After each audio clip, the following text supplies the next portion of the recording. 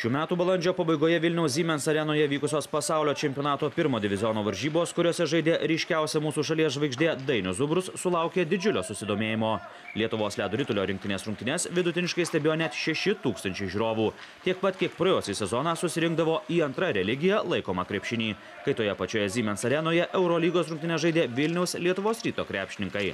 Susidomėjimas netruko duoti vaisių. Nacionalinėje vaikų ledo ritulio lygoje žaidžia daugiau negu 700 vaikų. Jų skaičius per metus išaugo net 35%. Vaikų lygą jau keletą metų globoja NHL lygoje rungtyniaujantis Dainius Zubrus. Grįžęs į Lietuvą, Zubrus aplanko ir vaikų treniruotes. Tokia žvaigždė atvažiuoja, vien su juo pastovėti, nuotrauką padaryti, jau, pažiūrėkite, eilis išsirikiuoja. Jis jau daug metų globoja mūsų lygą, remia ir aprangą ir viskas. Ir čia ne tik tai vaikam, čia ir tėvam, iš tikrųjų. Mes, nežinau, kada dabar greit turėsim tokio lygio žaidėją, kur žaidžia aukščiausiai pasaulio lygoje. Tai visada, kaip sakant, čia mūsų kumyras visų vaikų. Žavisi, kaip televizija transliuoja, Zubrus su Kasparaičiu, kada žaidė. Pasaulio čempionatas, kuris vyko Vilniuje, galėjai pasižiūrėti, kad labai tas sportas yra greičiai, jėga, viskas į vieną sudėta. Tai tas truputį traukia. Prieš 10-metį įkurta Geležinio Vilko mokykla yra didžiausia Lietuvoje. Joje sportuoja 165 vaikai. Neseniai savo veiklą sostinėje pradėjo dar 2 ledo ritulio mokyklos.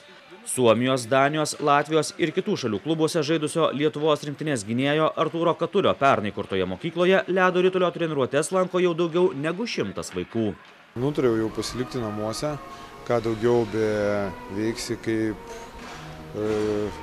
pasakyti, atiduoti duoklę šitam sportui, kad mane išmokino kažkas, o dabar nutariau aš išmokinti vaikus. Iki mūsų buvo viena, tik tais mokykla Vilniuje, mes atsiradom, aš manau, įnešėm konkurencijos, naujo vėjo. Atsirado kelios mokyklos, iš kurių gali rinktis tėveliai. Iš viso Lietuvoje yra 11 ledo ritulio mokyklų, kai kurios jau kviečiasi užsienio specialistus, nes augant vaikų skaičiui trūksta trenerių.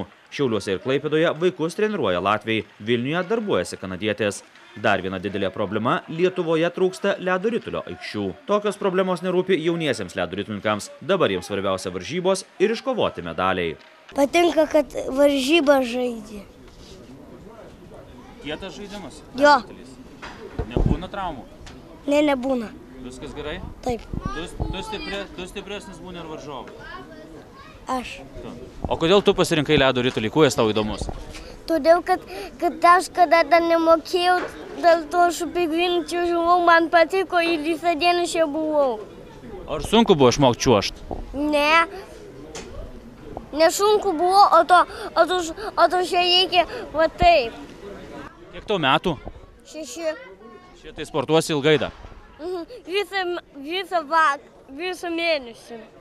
Nu, tau kuo labiausiai patinka ledo ritulys ir kodėl jį pasirinkai? Aš buvau tenise, mano brolis čia buvo, o paskui aš norėjau. Kodėl čia varžybos? Aš noriu turėti daug medalių.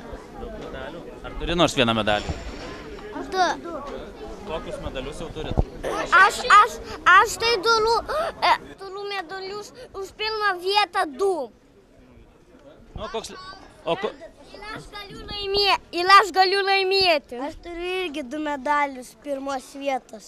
Sveikinu. Nu, koks ledo ritulininkas labiausiai patinka? Patinka... Gal Dainius Zubrus? Dainius Zubrus.